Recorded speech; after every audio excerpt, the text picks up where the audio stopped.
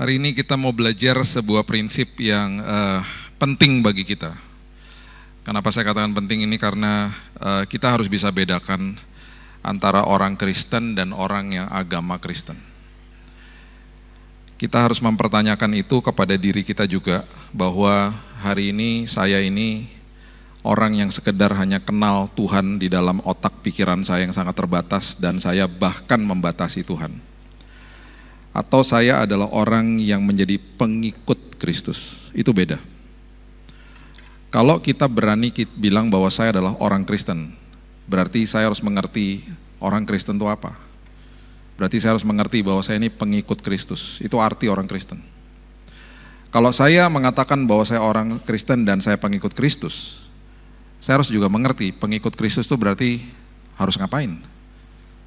Harus tahu isi hati Tuhan, harus yang namanya penyerahan total kehidupan sama Dia. Itu kehidupan orang yang menjadi pengikut daripada Kristus. Alkitab mengatakan berulang kali bahwa Tuhan itu berjalan di depan manusia. Bahkan Tuhan mendahului manusia. Jadi kalau kita sekarang sedang menatap besok hari Jumat, Tuhan sudah ada di hari Jumat, menyiapkan yang terbaik bagi kita semua. Karena Dia adalah Tuhan yang maha hadir, Dia ada di hari esok, Dia ada di hari ini, bersama dengan kita menuntun kita kepada hari esok. Dan Tuhan kita adalah Tuhan yang bukan sekedar maha hadir, maha kuasa, dan maha tahu. Kita tidak. Kita sama sekali tidak. Jadi siapa kita yang mau ngatur-ngatur Tuhan? Siapa kita yang sudah diberitahu bahwa kita ini hanya lewat saja di bumi ini? Yang mau ngatur-ngatur Tuhan, bahkan kita memegang erat apa yang kita merasa kita miliki di dalam bumi ini. Nah, ini prinsip-prinsip seperti begini harus perlahan-lahan kita mulai kikis dari hidup kita. Kita harus kasih tahu sama diri kita sendiri, saya ini pengikut Kristus. Saya ini harus mengejar isi hati Tuhan.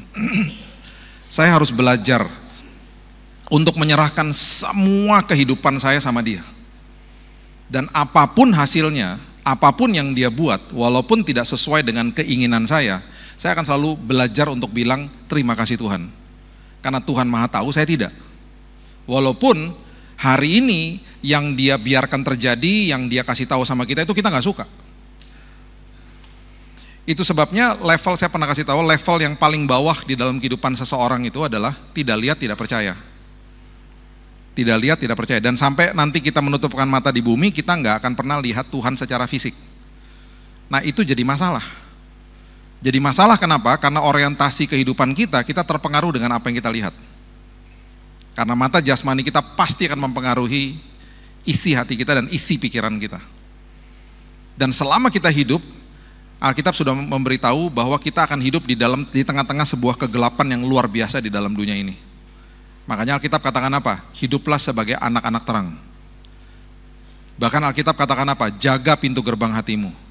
Kalau matamu tidak dijaga, yang masuk adalah sampah, yang masuk adalah kegelapan, betapa gelap hidupmu. Karena di sekelilingmu udah gelap. Terang Tuhan yang Tuhan berikan kepada setiap manusia, itu kalau kita baca di Perjanjian Lama selalu dikatakan terang Tuhan ada di atas manusia. Bahkan kalau kita baca kisahnya tentang Musa, waktu dia menerima 10 perintah Tuhan, mukanya bercahaya. Tetapi Paulus bilang begini, cahaya yang ada di muka Musa itu pudar loh. Karena Tuhan tidak lama-lama di situ. Makanya Tuhan ketika roh Tuhan ada di atas manusia, selalu dikatakan di atas manusia, itu nggak selalu ada di atas manusia. Nanti kalau sudah waktunya dia akan tinggalin. Nggak pernah dibilang roh Tuhan ada di dalamnya. Masuk perjanjian baru, roh Tuhan hidup di dalam kita. Di dalam setiap kita loh. Terus yang perlu kita pahami juga adalah begini. Dulu manusia itu yang diciptakan sama Tuhan diberikan kekekalan di dalam sini. Kekekalan itu berarti dikasih GPS, Pengkhotbah 3 ayat 11. Dikasih pin drop. Kita kalau buat buka Google Map, mau ke arah mana, kita klik, nanti ada pin dropnya. Oh, harus ke situ. Itu kekekalan di dalam sini. Berarti manusia cari pin drop itu. Manusia cari arahnya itu, yaitu apa? Tuhan. Makanya semua manusia pasti cari Tuhan, pasti. Makanya saya kalau ketemu orang agnostik sama ateis, saya suka tersenyum. Kamu tuh lagi cari Tuhan, kamu sok tahu aja kamu.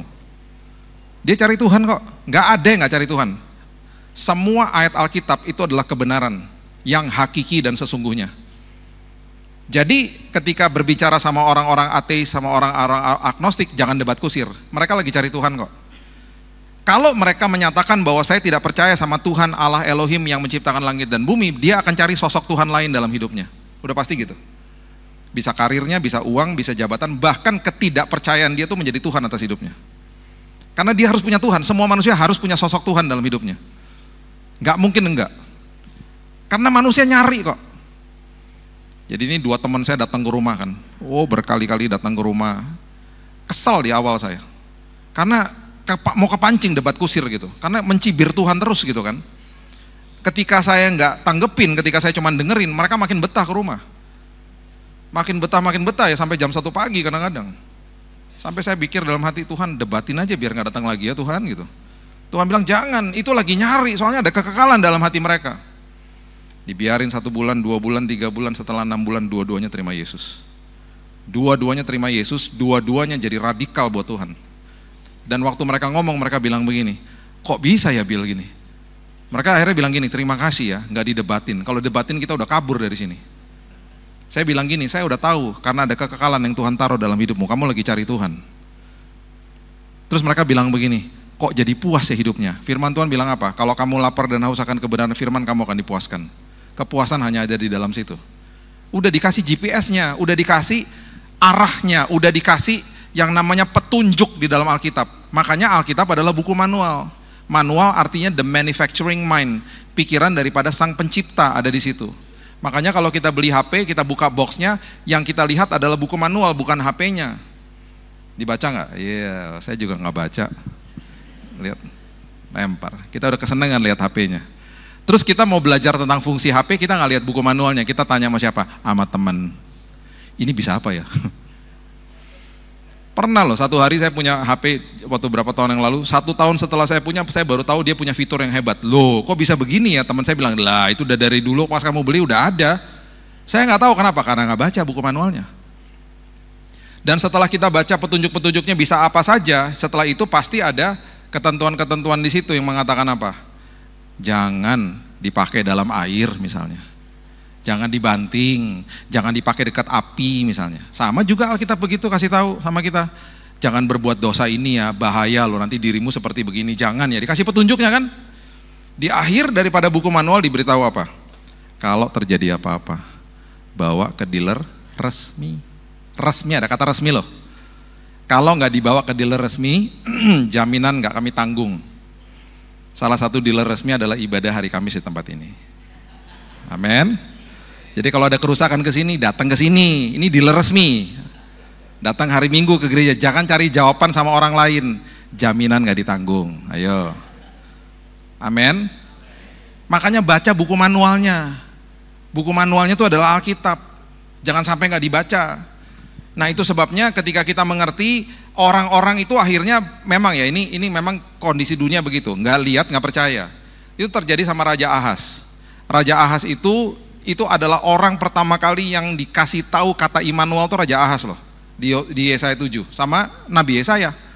Dia dikepung sama beberapa raja-raja. Terus Nabi Yesaya datang ngomong gini, bos, udahlah bos, itu Tuhan mau bantu kamu loh. Tahu Raja Ahaz bilang apa? Gak usah ngerepotin Tuhan, gak usah, karena dia gak lihat sosok Tuhan toh. Terus dia bilang apa? Udahlah ini yang udah pasti-pasti aja, ada yang namanya Raja Asyur mau tolong saya, udah biarin dia aja yang nolong gitu.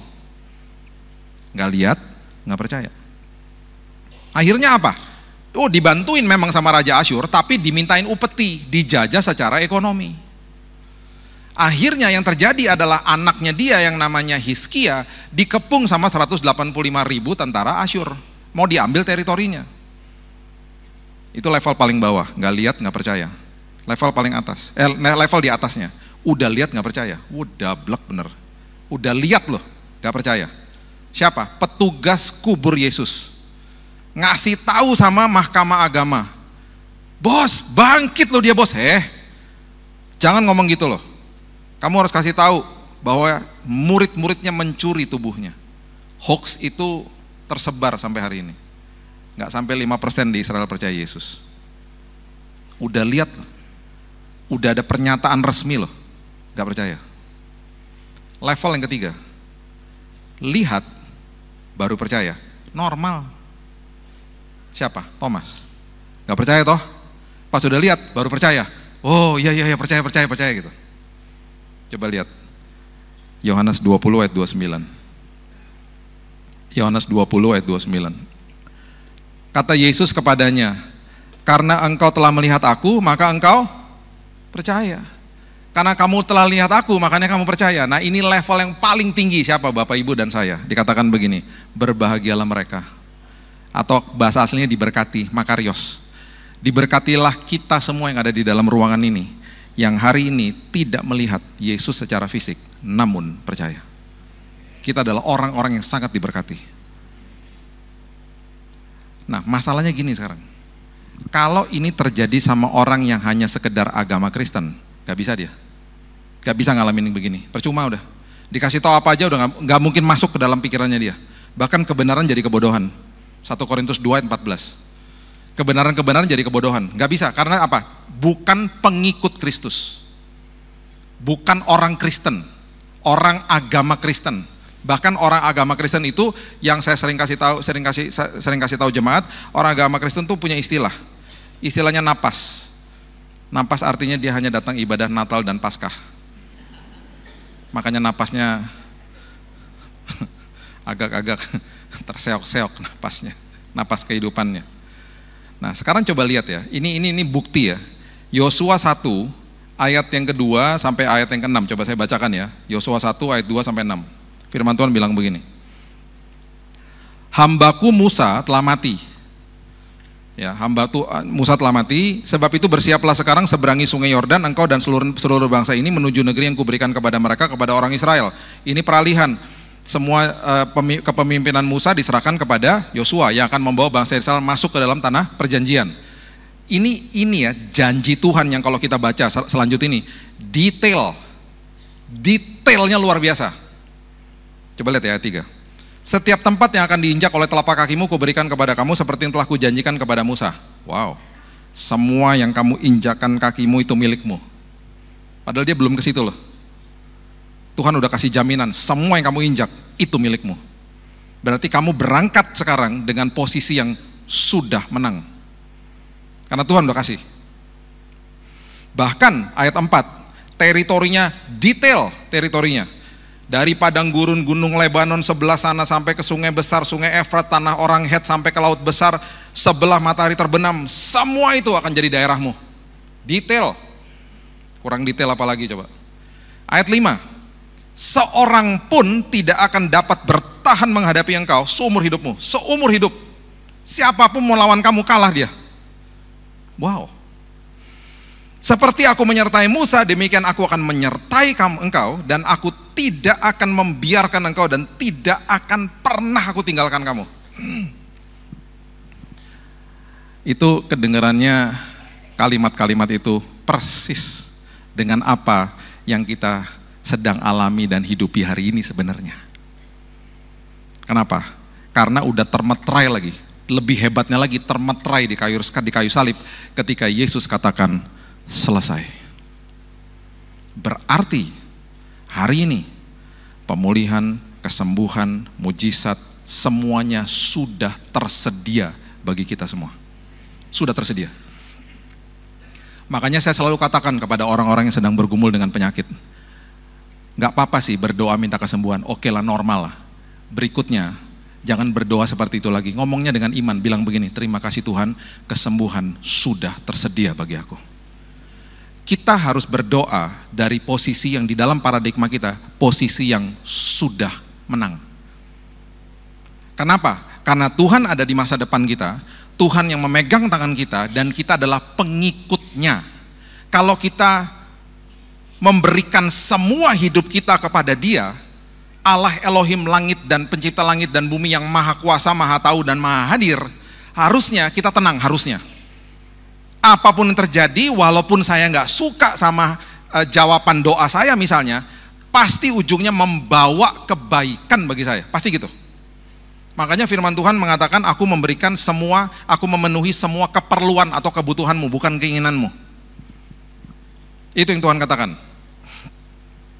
Nah, setelah dikasih semua secara detail ini, Tuhan tahulah Yosua tetap akan berhadapan sama musuh, Yosua akan berhadapan sama tanah-tanah musuh, dia akan lihat hal-hal seperti begitu. Makanya keluarlah kalimat di ayat yang ke-6, dimulai dengan kalimat begini, kuatkan dan teguhkanlah hatimu. Dan kuatkan dan teguhkan, be strong and courageous ini diulang sampai 4 kali di kitab Yosua. Karena Tuhan tahu manusia pasti akan ketar-ketir ketika lihat masalah. Perhatikan ini baik-baik. Reaksi takut itu normal. Lihat sesuatu, takut. Reaksi soalnya, reaksi. Respon kita, itu nggak boleh begitu. Karena respon adalah reaksi yang sudah terkalkulasi. Reaksi di awal takut. Dan itu kita butuh ada reaksi-reaksi emosi seperti begitu. Misalnya di rumah tiba-tiba ada api. Kan nggak mungkin orang ada api terus gini, oh api, cuman api, biarin aja. Nggak bisa begitulah. Ada reaksi takut, takut, bertindaklah dia. Nah, di dalam kehidupan juga begitu, berhadapan sama masalah, apapun itu, ketika kita ngeliat, ketika kita mengalami, ada rasa takut, normal. Reaksi kok. Respon daripada itu, yang sudah terkalkulasi, sudah dipikirkan, sudah direnungkan, itu nggak boleh hidup di dalam ketakutan. Itu orang Kristen harusnya begitu. Takut normal, responnya harus mengatakan begini, responnya, Tuhan, apapun yang terjadi, aku tahu Tuhan sudah mendahului aku, Tuhan memegang erat tanganku, kutip firman Tuhan, aku nggak mau hidup dalam ketakutan. Saya takut nggak ketika divonis mati sama dokter? Jelas takut, nggak mungkin nggak. Responnya harus benar. Responnya adalah sesuatu yang sudah terkalkulasi, harus betul. Ada seorang ya open water swimmer namanya Florence Chadwick. Dia suka berenang di alam terbuka dan berenang itu maraton. Ini kejadian dia hidup tuh tahun 1918 sampai 1995 kalau salah ya. Pokoknya zaman itulah. Nah, pernah satu hari dia itu berenang. Itu saat itu belum ada GPS, belum ada Google Map. Dari sebuah pulau namanya Catalina menuju ke pantai California di daerah utara. Dan itu terkenal area itu dengan kabut. Jarak dari pulau Catalina sampai kepada tepi perairan California itu 41 kilo. Jauh loh. Berenang dia, perenang maraton soalnya. Didampingi sama beberapa perahu-perahu kecil yang di dalamnya juga ada salah satu adalah ibunya dia yang memberikan semangat kepada dia. Selagi dia berenang, tiba-tiba kabutnya turun. Memang di situ penuh dengan kabut. Saya pernah driving di daerah situ. Masuk di tol itu 2 meter di depan gak kelihatan. Nyalakan hazard, pinggir, semuanya harus keluar cari hotel. Gak boleh ada di jalan tol. Bahayanya luar biasa. Tebal sekali soalnya kabutnya. Florence, waktu dia dikerumunin sama kabut itu, dia gak bisa lihat ujungnya kan, gak ada GPS juga, gak ada yang bisa kasih tahu. Tiba-tiba dia bilang begini sama ibunya, aku capek. Gak pernah loh dia ngomong begitu. Kenapa dia capek? Karena dia gak bisa lihat ujungnya.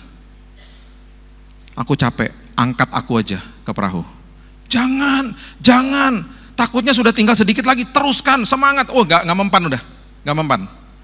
Singkat cerita, Florence Chadwick dinaikkan ke atas perahu. Dan ironisnya waktu dia dinaikkan ke atas perahu, kabutnya mulai sirna. Dan ternyata jarak dari antara perahu sama pantai cuma 1,6 kilo. Dan jarak itu adalah jarak yang sangat mudah ditempuh sama seorang Florence. Dia nangis senangis-nangisnya. Dan dia mengeluarkan statement seperti begini, jangan biarkan kabut kehidupan menghalangi langkah-langkah imanmu bersama dengan Tuhan. Seringkali kita akhirnya mandek, kita nggak mau ngapa-ngapain, kita stres, kita depresi karena apa yang kita lihat dengan mata jasmani. Makanya ingat firman Tuhan, kita adalah orang yang sangat diberkati ketika kita percaya walaupun kita nggak lihat. Termasuk kita percaya walaupun belum lihat hasilnya di depan. Arti kata makarios diberkati itu berarti Bapak, Ibu, dan saya akan dinyatakan kuasa Tuhan dalam hidupnya. Makanya hidup-hidup orang-orang seperti begitu kesaksiannya dahsyat-dahsyat. Waktu Yesus bilang sama Simon Petrus untuk menebarkan jala, Alkitab bahasa Indonesia kurang detail. Kalau kita baca Alkitab King James, Yesus bilang sama Simon Petrus, tebarkan your nets, jala-jalamu harusnya. Yang Petrus lakukan, dia hanya menebarkan jala saja, bukan jala-jala. Yang terjadi adalah ikannya begitu banyak, koyak robek jalannya. Kenapa? Karena Tuhan Yesus selalu kasih tahu begini, supply-nya aku selalu lebih besar daripada kapasitas yang kamu bisa handle. Rugi kalau kamu tidak perbesar kapasitas imanmu. Makanya itu kalimat keluar, engkau adalah orang yang diberkati ketika engkau tidak lihat namun engkau percaya. Perbesar kapasitas imanmu maksudnya apa? Tuhan, makin kita berserah, kita Pak, imannya itu bukan sesuatu usaha, upaya manusia, bukan. Jadi gimana Pak punya iman yang luar biasa? Makin berserah, makin besar kapasitas imannya. Makin berserah, makin pasrah sama Tuhan, makin bilang Tuhan apapun yang terjadi itu untuk kebaikan saya, makin besar kapasitas imannya. Itu maksudnya. Nah ini yang mengerikan. Ya, coba lihat Markus pasal yang ketiga, ayat 7 sampai ayat yang ke-11, sampai ayat yang ke-12, coba lihat. Markus 3 ayat 7. Kemudian Yesus dengan murid-muridnya menyingkir ke danau. Dan banyak orang dari Galilea mengikutinya, juga dari Yudea, Yerusalem, Idumea, seberang sungai Yordan, daerah Tirus, Sidon. Datang banyak orang kepadanya sesudah mereka mendengar segala yang dilakukannya. Berbondong-bondong orang datang karena mendengar apa yang dilakukannya loh. Ia menyuruh murid-muridnya menyediakan sebuah perahu baginya karena orang banyak itu, supaya mereka jangan sampai menghimpitnya karena terlalu banyak orangnya. Kenapa? Sebab ia menyembuhkan banyak orang, sehingga semua penderita penyakit berdesak-desakan kepadanya hendak menjamahnya. Hati-hati, banyak orang hanya kejar kesembuhan, hanya kejar mujizat, hanya kejar berkat, hanya kejar apa yang Tuhan bisa kasih, dan tanpa kita sadari kita jadikan dia dewa atas hidup kita. Coba perhatikan ini baik-baik. Banyak kan orang ngomong begini, apalagi kepada saya, dikit-dikit gini, Pak doain Pak, kenapa? Anak saya bisa dapat jodoh Pak. Pak doain Pak, supaya anak saya dapat kerjaan. Lama-lama saya bilang, saya charge ya lama-lama ya. Saya rasa kayak dukun tuh gak lama-lama. Mau boarding di airport, tinggal 3 orang lagi, tiba-tiba ada yang nepok di belakang. Pak Billy ya? Iya. Bisa minta doa Pak? Kapan? Sekarang Pak. Sekarang mau boarding. Saya pikir ini emergency kan. Saya melipir ke kiri, bapak, istri, 2 anak. Doakan apa Pak? Saya juga bingung Pak, terserah Bapak aja. Ya ampun Pak. Piye toh Pak, nanti aja kalau udah nyampe Pak. Jangan kultuskan nama Tuhan loh. Minta doa gak apa-apa loh. Kita perlu saling mendoakan. Cuman gak gitu juga kali caranya. Semua kita punya roh yang membangkitkan Kristus dari kematian. Semua kita loh. Berarti kuasa kita sama loh. Aktifkan imanmu dong. Jadi dengar firman nih yang saya bagikan di sini ya, harus diuji.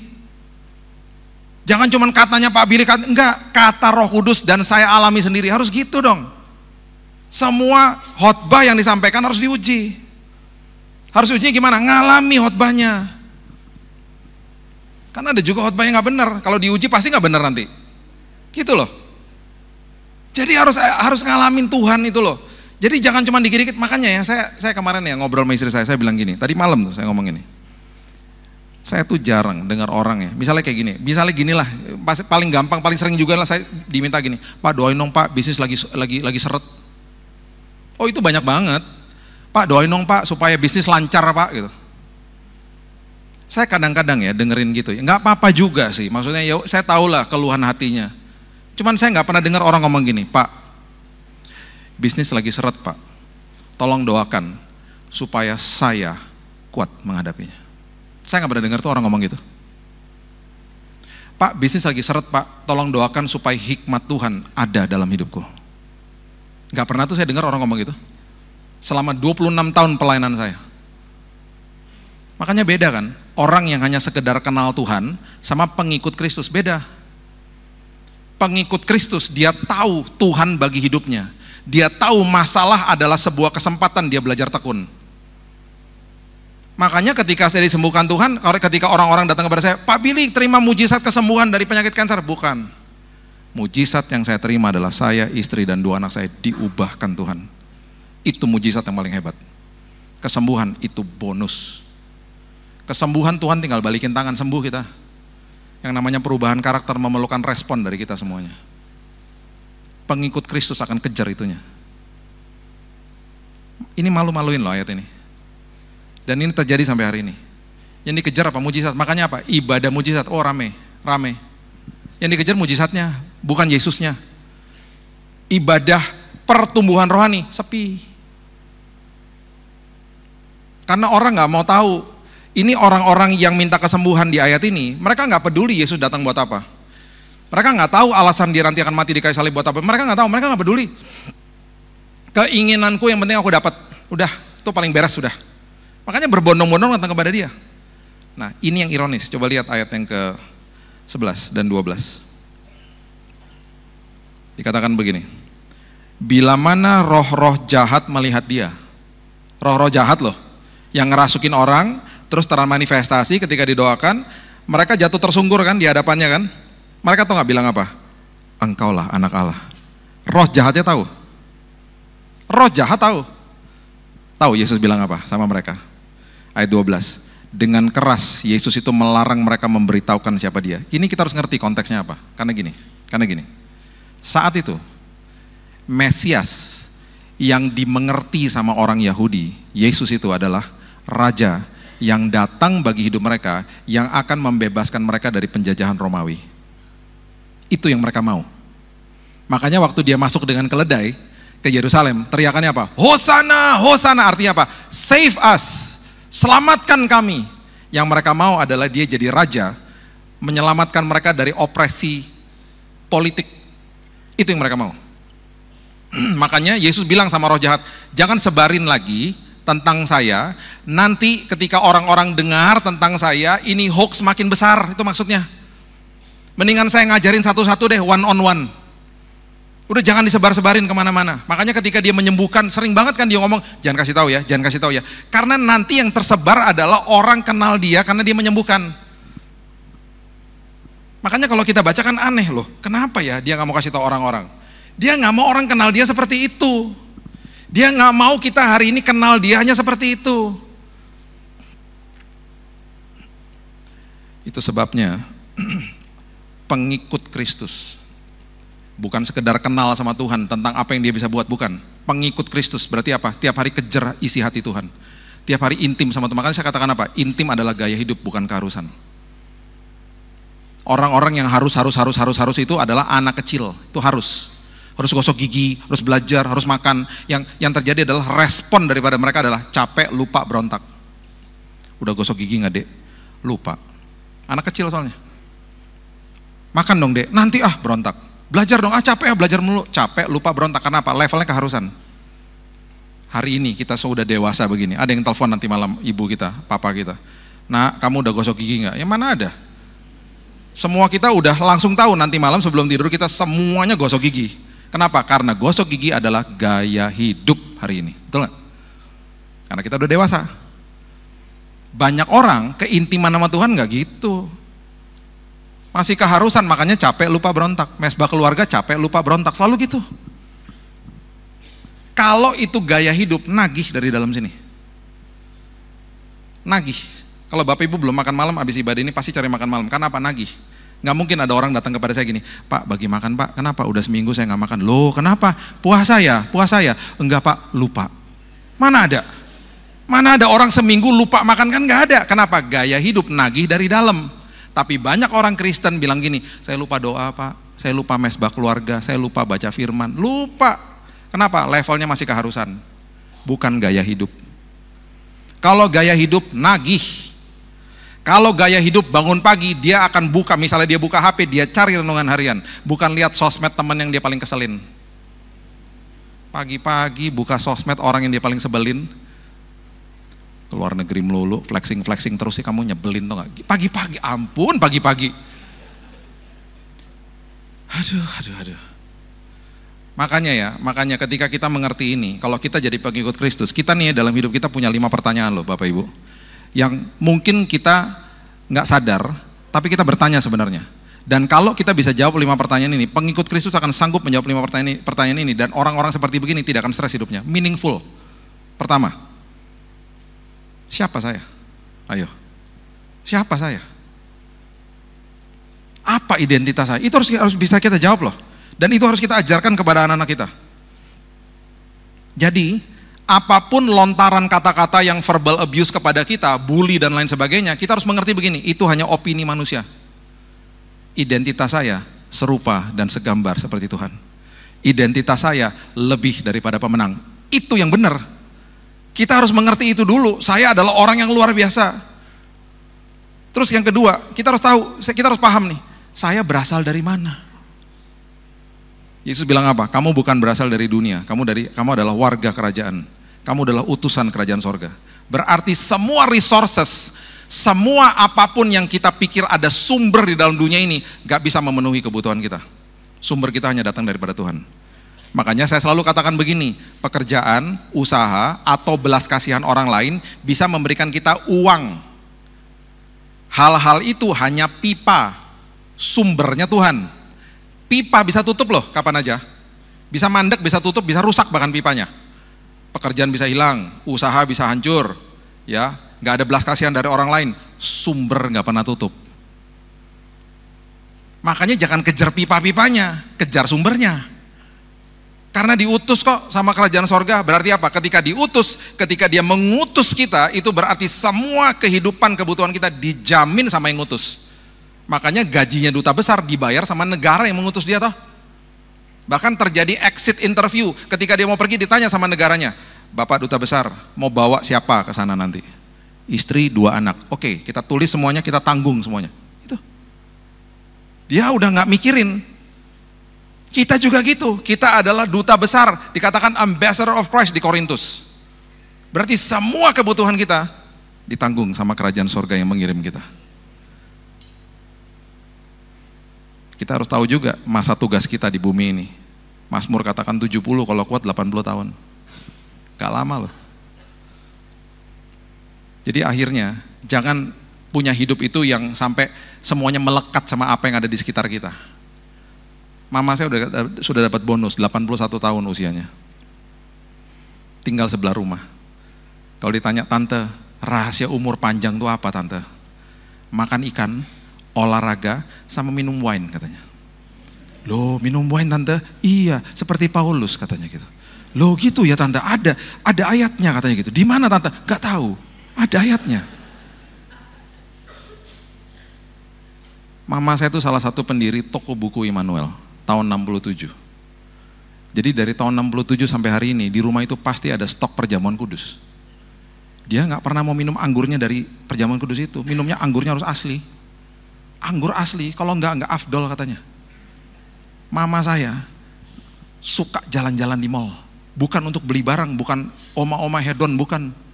Dia suka olahraga jalannya di mall. Sambil cuci mata katanya. Toko favoritnya Watson. Tahu kenapa? Karena di Watson sering ada buy one get two free. Tahu buy one get two free-nya apa? Sabun cuci tangan. Jadi sabun cuci tangan di rumah mama saya banyaknya minta ampun. Sampai kita bilang, udah jangan dibeliin terus. Ini good deal katanya. Udah gak apa-apa, kalau sampai kelebihan kan bisa kasih tetangganya kan saya. Tinggal sebelah-sebelah.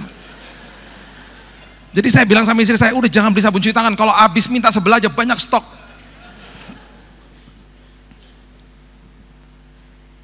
Tadi dia kasih pesan, Bill, salam ya buat jemaat di Semarang. Kamu cepat pulang, weekend ini sama mama ya. Masih aktif. Kadang-kadang ke rumah saya, bawa botol wine. Oma-oma loh, jalan di depan Pak, sampai Pak, bawa apa itu mah? Saya pikir botol kecap. Wine, kita nge-wine berdua yuk gitu. Di teras rumah, sore-sore. Jantungnya kuat makanya. Itu mama saya. Tahu nggak julukan dia apa? Oma OTP. Bapak Ibu tahu OTP apa? Kalau beli sesuatu online, kan itu ada kodenya ya untuk masukin ke kredit card. Kita lihat OTP-nya di SMS, kita masukin kredit card, langsung transaksi berhasil. Itu OTP itu namanya. Dia disebut Oma OTP karena dia belanja online-nya gila-gilaan. Kita biarin aja dia belanja online, karena biar otaknya jalan terus kan. Jadi dia beli kebutuhan kayak misalnya ikan bandeng, itu dia tahu harga. Belinya di Blibli, Shopee gitu-gitu. Ini murah loh, ini bandeng tanpa duri katanya. Dia belinya pakai gituan. Kenapa dia rajin? Karena dia nggak bayar. Di akhir bulan tagihannya semua ke anak-anaknya. Yang bayar kredit cardnya anak-anaknya. Mah, ini banyak banget belanja mah.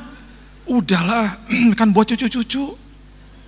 Ini semuanya juga kemakan, belinya memang makanan sih. Makanan-makanan, ikan, segala macam, telur, belinya tuh online. Dia seneng kalau ada kode OTP keluar.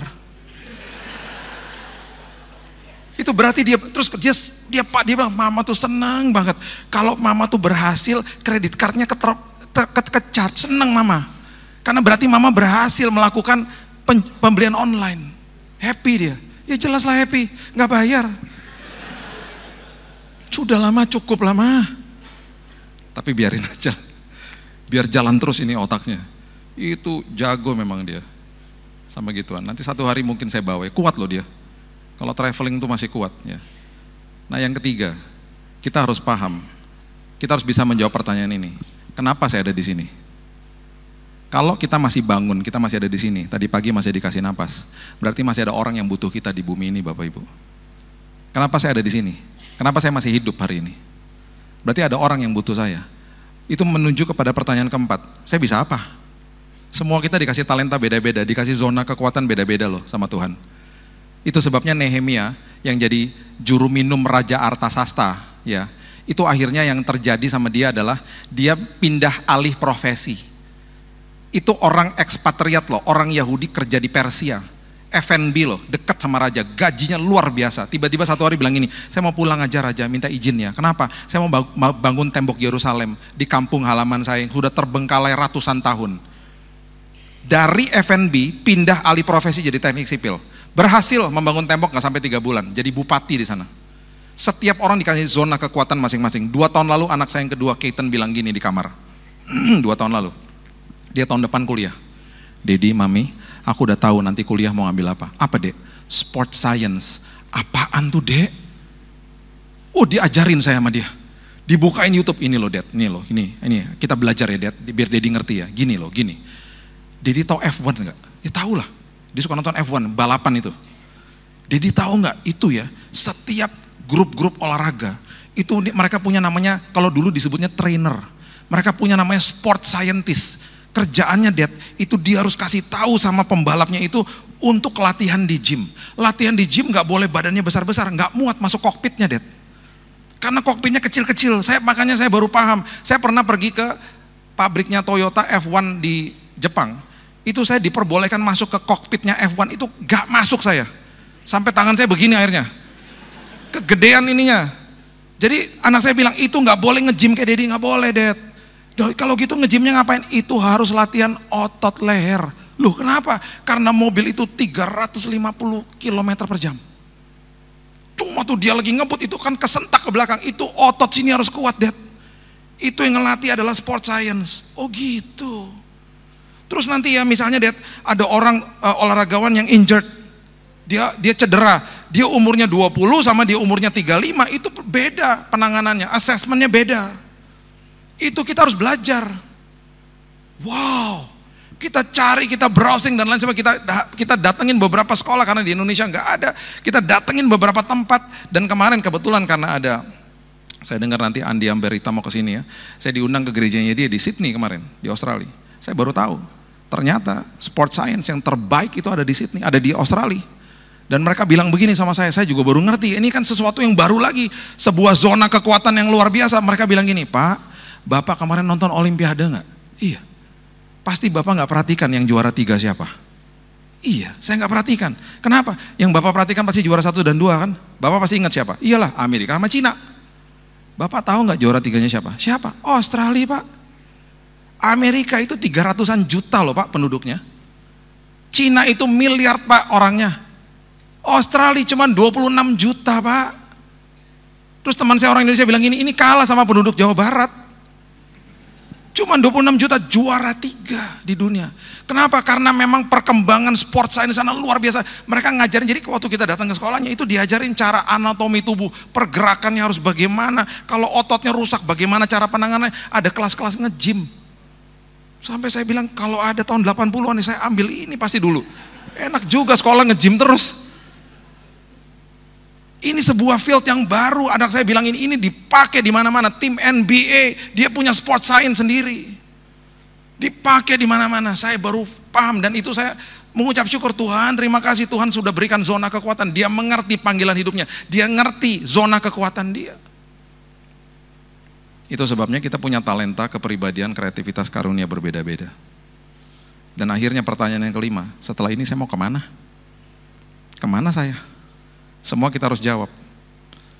Bapak Ibu, di detik kita menginjakan kaki di kekekalan, jangan sampai kita malu loh dengan perbuatan kita yang kita buat di sini yang kebanyakan komplain terus sama Tuhan. Ada banyak duka di dalam dunia ini. Kita nggak pernah didesain untuk pisah sama orang yang kita kasihi, betul. Nggak ada orang yang meninggal terus kita gini, pas dapat kan, harusnya kan begitu ya. Orang dipanggil pulang ke rumah Bapak loh. Harusnya kan pas dengar kabarnya gini, ya ampun kapan? Tadi ya ampun asik banget ya, udah pulang duluan. Kan gak ada orang ngomong gitu. Gak ada. Ya ampun gimana caranya? Jatuh di kamar mandi. Ya ampun, tapi gak enak juga sih caranya, tapi asik juga ya dipanggil pulang ya. Terus waktu kita datang ke rumah duka misalnya, kita lihat dia di peti jenazah. Ya ampun, aku kapan ya? Aduh pengen banget gitu. Gak ada orang gitu. Yang ada kita nangis. Dan bahkan kita kalau ditanya, cinta Tuhan, cinta, mau ketemu Tuhan, nanti dulu lah Pak. Karena kita gak didesain untuk bisa sama orang kita kasih, betul. Saya tutup sama ini ya. Ini perbedaan yang luar biasa, saya tutup sama Daniel 3, ayat 17 dan 18. Daniel 3 ayat 17 sampai 18. Itu sebabnya Alkitab mengatakan jangan berduka seperti orang yang tidak memiliki pengharapan. Ya. Apapun yang kita sedang alami di sini nggak sebanding sama kekekalan yang nanti kita akan hadapi. Jangan sampai nanti kita merasa rugi loh. Di hari pertama kita ada di kekekalan. Kalau kita dikasih tunjuk hari-hari yang kita hidupi sekarang, kita ngerasa gini, rugi ya aku ya dulu ya, banyak komplain ya. Kalau aku tahu hari ini aku kayak begini, aku akan mengucap syukur pasti dulu. Memang banyak kesulitan hidupku, tapi kan itu cuma 70-80 tahun cuma segini dibanding sama kekekalan yang terbentang sangat panjang dalam hidup kita. Gak ada artinya, ini gak ada artinya, cuma lewatin aja kok. Makin kita ngucap syukur, makin teduh hatinya. Gitu loh. Daniel 3 ayat 17 mengatakan begini. Jika Allah kami yang kami puja sanggup melepaskan kami. Mereka diperhadapkan sama sebuah tungku api. Mereka harus menyembah dewa yang didirikan sama Raja Nebukadnezar. Oke? Mereka bilang begini, ini orang yang mengenal Tuhan. Jika Allah kami yang kami puja sanggup melepaskan kami, maka ia akan melepaskan kami dari perapian yang menyala-nyala itu dan dari dalam tanganmu ya Raja. Orang juga tahu kan, dia juga tahu Tuhan sanggup, Tuhan berkuasa, Tuhan hebat, Tuhan bisa menyembuhkan, Tuhan bisa melepaskan, Tuhan bisa meluputkan, Tuhan sanggup, Tuhan berkuasa. Dia tahu, ini level pengenalan, tahu siapa Tuhan, tahu kesanggupan Tuhan. Perhatikan ayat terakhir ini, ayat 18. Ini yang selalu menjadi kekuatan saya. Kalau komitmen saya tergoyahkan sama kondisi dunia. Ayat 18 mereka bilang begini, Hanaya, Misael dan Azaria, Sadrak, Mesak dan Abednego mengatakan begini, tetapi seandainya tidak, seandainya Tuhan tidak akan tolong kami sesuai dengan keinginan kami, melepaskan kami dari tungku api yang menyala-nyala, berarti apa? Kami akan dibakar hidup-hidup.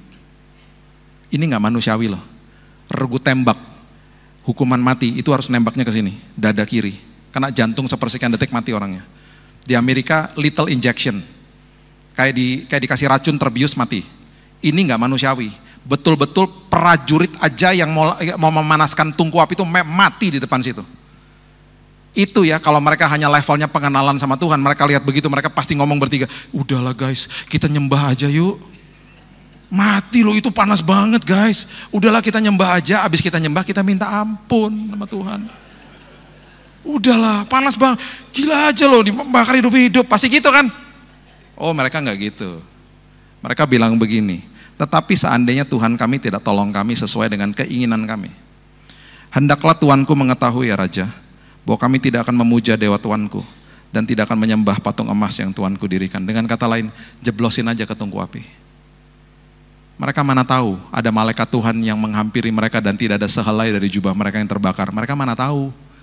Yang tahu itu kita, karena kita udah baca kisahnya toh. Mereka mana tahu.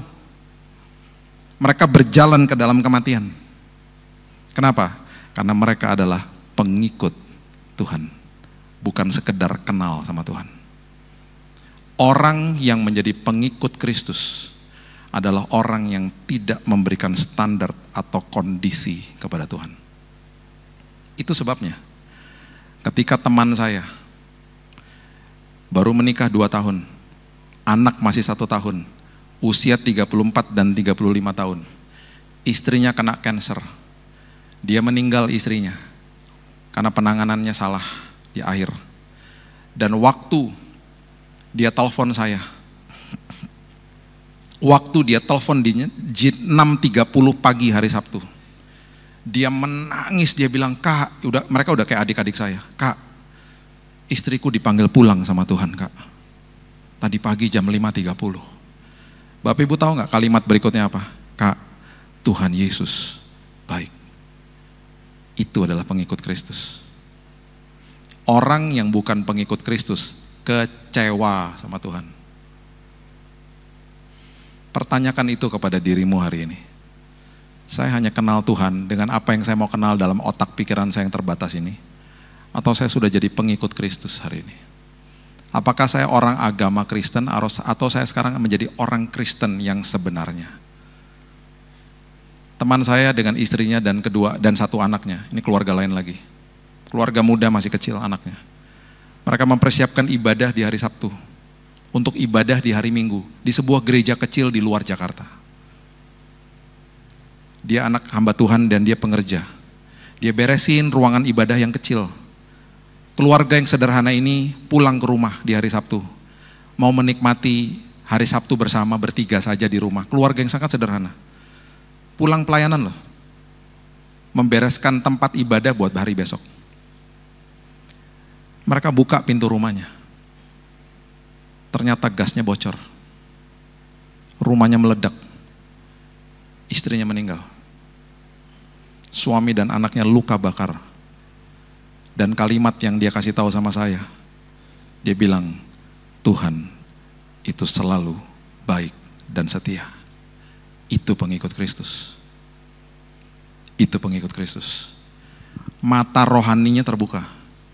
Dia belajar untuk lihat sesuatu yang dia tidak lihat hari ini. Dia lihat sesuatu yang luar biasa di depan sana. Pertanyakan itu kepada dirimu hari ini. Apakah saya hanya sekedar kenal Tuhan saja, atau saya sudah jadi pengikut Tuhan? Kalau kita jadi pengikut Tuhan, apapun terjadi dalam hidupmu, yang keluar dari mulut kita adalah gini, terima kasih Tuhan, dan Tuhan engkau selalu baik dalam hidupku. Jadilah pengikut Kristus, hidupmu pasti merdeka, pasti dipuaskan, dan pasti dinyatakan kuasa Tuhan yang besar dalam hidupmu. Berikan tepuk tangan kita untuk Tuhan kita. Bapak yang baik, terima kasih buat hari ini, mengucap syukur buat sore malam hari ini. Meteraikan firman ini ya Tuhan, kami mau hidup kami betul-betul naik level. Gak mau sekedar hanya kenal-kenal Tuhan, dan bahkan pengenalan kami sama Tuhan itu hal-hal yang seringkali membuat akhirnya kami kecewa kalau itu gak terjadi. Kami tahu bahwa Engkau sanggup memulihkan, menyembuhkan, mujizat, berkat itu luar biasa dari hidupmu. Tapi lebih daripada itu Tuhan, hari ini kami mau ambil komitmen untuk mengerti dan mengejar isi hati Tuhan. Bukan sekedar tangan Tuhan yang memberi saja. Kami mau duduk seperti Maria, di kakimu Tuhan.